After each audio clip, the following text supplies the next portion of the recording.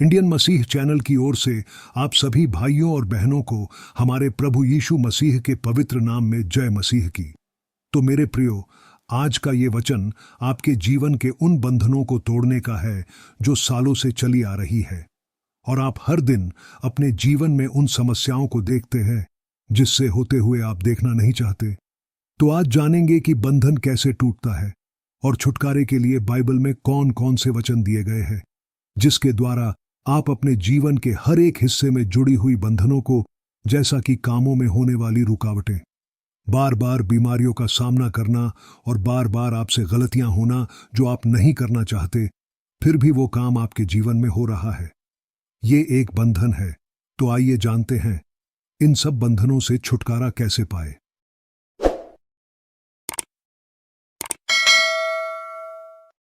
यशायाह 54 अध्याय 17 पद से आगे, जितने हथियार तेरी हानि के लिए बनाए जाएं उनमें से कोई सफल न होगा, और जितने लोग मुद्दई होकर तुझ पर नालिश करें उन सबों से तू जीत जाएगा। यहोवा के दासों का यही भाग होगा और वे मेरे ही कारण धर्मी ठहरेंगे, यहोवा की यही वाणी है।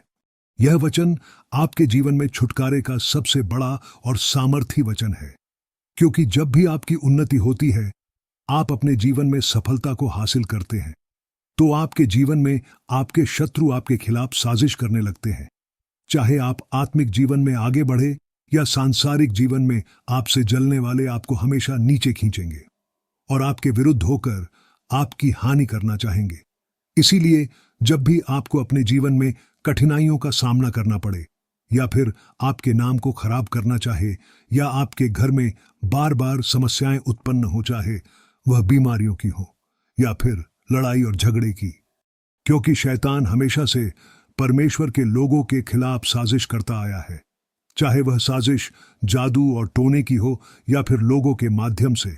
शैतान आपको बढ़ते हुए देखना नहीं चाहता। इसीलिए जब कभी आपको ऐसा महसूस हो, आप इस वचन को अंगीकार करें और बार बार दोहराए कि प्रभु आपके वचन में लिखा है, जितने हथियार तेरी हानि के लिए बनाए जाएं उनमें से कोई सफल न होगा। तो हे परमेश्वर, शत्रुओं की कोई भी योजना सफल न होने पाए यीशु के नाम से, क्योंकि जितने लोग आपस में मेरे खिलाफ साजिश कर रहे हैं, उनकी युक्तियां उन्हीं पर पलट कर वापस जाएं, और मैं हमारे प्रभु यीशु के नाम से जीत जाऊं, क्योंकि वचन के द्वारा यही मेरा भाग्य है और मेरा परमेश्वर यहोवा मेरी ओर है। इसी तरह से वचनों को अपने जीवन में, घर में, कामों में बोल बोल कर अंगीकार करें, जिससे होने वाली समस्याओं से आपको छुटकारा मिल सके। आगे वचन नंबर 2, यशायाह 10 अध्याय 26 पद से आगे, और सेनाओं का यहोवा उसके विरुद्ध कोड़ा उठाकर उसको ऐसा मारेगा जैसा उसने ओरेब नाम चट्टान पर मिद्यानियों को मारा था, और जैसा उसने मिस्रियों के विरुद्ध समुद्र पर लाठी बढ़ाई, वैसा ही उसकी ओर भी बढ़ाएगा। उस समय ऐसा होगा कि उसका बोझ तेरे कंधे पर से और उसका जुआ तेरी गर्दन पर से उठा लिया जाएगा, और अभिषेक के कारण वह जुआ तोड़ डाला जाएगा। आप अपने जीवन में अकेले हो, आपका कोई सहारा ना हो, और आप समस्याओं में घिरे हो, तो हमेशा याद रखें, जिसका कोई नहीं होता उसके साथ परमेश्वर होता है, और परमेश्वर आपकी ओर से लड़ेगा। बस आपको अपनी सारी समस्याएं और बंधनों को प्रभु के सामने लाने की आवश्यकता है, ताकि प्रभु आपको पूरा छुटकारा दे सके। इसीलिए वचन में लिखा है, परमेश्वर आपके शत्रुओं से आप लड़ेगा, जैसा उसने मिस्रियों के विरुद्ध समुद्र पर लाठी बढ़ाई, वैसा ही उसकी ओर भी बढ़ाएगा। इस वचन के अनुसार जो भी आपसे लड़ना चाहेंगे या आपको बंधनों में डालना चाहेंगे, उसके विरुद्ध होकर परमेश्वर आपकी ओर से लड़ेगा। जब भी आप प्रार्थना करें तो इस वचन के अनुसार अभिषेक मांगे, क्योंकि लिखा है, अभिषेक के कारण वह जुआ तोड़ डाला जाएगा। जब आपके जीवन में परमेश्वर का फेवर आएगा और पवित्र आत्मा की सामर्थ्य आएगी, तो आपके जीवन में पीछा करने वाली सारी बंधनों से आप छुटकारा पाएंगे। इसीलिए जब भी प्रार्थना करें, अपने जीवन में पवित्र आत्मा का अभिषेक मांगे। आगे वचन नंबर 3, लूका रचित सुसमाचार 10 अध्याय से आगे, उसने उनसे कहा, मैं शैतान को बिजली की नाई स्वर्ग से गिरा हुआ देख रहा था। देखो, मैंने तुम्हें सांपों और बिच्छुओं को रौंदने का और शत्रु की सारी सामर्थ्य पर अधिकार दिया है, और किसी वस्तु से तुम्हें कुछ हानि ना होगी। बंधनों से छुटकारा पाने के लिए इस वचन को हर दिन अंगीकार करें, क्योंकि वचन में लिखा है, मैं शैतान को बिजली की नाई स्वर्ग से गिरा हुआ देख रहा था। शैतान स्वर्ग से निकाला गया है और प्रभु यीशु मसीह ने क्रूस पर शैतान और उसकी सारी सेनाओं का खुल्लम खुल्ला तमाशा बनाया है। और परमेश्वर ने हमें अधिकार दिया है कि देखो, मैंने तुम्हें सांपों और बिच्छुओं को रौंदने का और शत्रु की सारी सामर्थ पर अधिकार दिया है, और किसी वस्तु से तुम्हें कुछ हानि न होगी। इस वचन के अनुसार शत्रु की सारी सामर्थ पर अधिकार दिया है, यानी कि केवल एक जगह नहीं बल्कि सारी सामर्थ पर हमें अधिकार है। आप जब भी मुसीबतों का सामना कर रहे हैं या आपके पारिवारिक जीवन में शैतान किसी को सता रहा है, तब आप इस वचन को बोला करें, चाहे बीमारियां भी क्यों ना हो, इस वचन को अंगीकार करते हैं। देखना, एक दिन आप चंगे हो जाएंगे और आप परमेश्वर को इस छुटकारे के लिए धन्यवाद का भेंट चढ़ाते रहेंगे, क्योंकि अधिकार आपके पास है समस्याओं को डांटने का और बंधनों को तोड़ने का। वचन नंबर 4, मत्ती रचित सुसमाचार 11 अध्याय 28 से आगे। हे सब परिश्रम करने वालों और बोझ से दबे लोगों, मेरे पास आओ, मैं तुम्हें विश्राम दूंगा। मेरा जुआ अपने ऊपर उठा लो और मुझसे सीखो, क्योंकि मैं नम्र और मन में दीन हूं, और तुम अपने मन में विश्राम पाओगे, क्योंकि मेरा जुआ सहज और मेरा बोझ हल्का है। यह वचन आपको मानसिक रूप से ताकतवर बनाएगा और आपके विचारों में होने वाली शैतानी अटैक से आपको बाहर निकालेगा और उन बंधनों से छुटकारा देगा जो आपको सांसारिक और आत्मिक जीवन में परेशान करती है। इस वचन में लिखा है, हे सब परिश्रम करने वालों और बोझ से दबे लोगों। परिश्रम मतलब थकावट, परेशानियां और चिंताएं। प्रभु यीशु मसीह बताना चाहते हैं कि जो तुम अपने जीवन में इन सभी चिंताओं से घिरे हुए हो, मेरे पास आओ, क्योंकि आप अपनी समस्याओं को, चिंताओं को अपने ही पास रखेंगे तो आप परेशान रहोगे और बोझ से दबे रहोगे। परमेश्वर ही आपको विश्राम दे सकता है। परमेश्वर नहीं चाहता कि आप एक भी दिन के लिए चिंताओं में घिरे रहो। वो चाहता है कि आप अपनी सारी बातें उसको बताओ, ताकि वह अपने वचनों के द्वारा आपको छुड़ा सके। क्योंकि जो बातें मनुष्यों के लिए असंभव है, वह सब परमेश्वर के निकट संभव है। क्योंकि परमेश्वर की शांति सांसारिक शांति से अलग है। वह आपको अंदर से मजबूत करेगा, आपको समझ देगा, आपको उन बातों से फ्री करेगा जिससे आप जूझ रहे हैं। क्योंकि शांति और चंगाई परमेश्वर के पास है। इसीलिए वचन में लिखा है, संसार में तो तुमको क्लेश होता है, परंतु ढांढस बांधो, मैंने संसार को जीत लिया है। इसीलिए मेरे प्रियो, सांसारिक अभिलाषाओं से, बंधनों से, पापों से और उन सभी गलत विचारों से जो आपको भीतर ही भीतर से खत्म कर रहा है, उन सभी बातों को आप इस वचन के द्वारा परमेश्वर के सामने ले आए, जिससे वो आपको छुटकारा दे सके। वही वचन नंबर 5, भजन संहिता 3 अध्याय 1 पद से आगे। हे यहोवा, मेरे सताने वाले कितने बढ़ गए हैं, वह जो मेरे विरुद्ध उठते हैं बहुत हैं।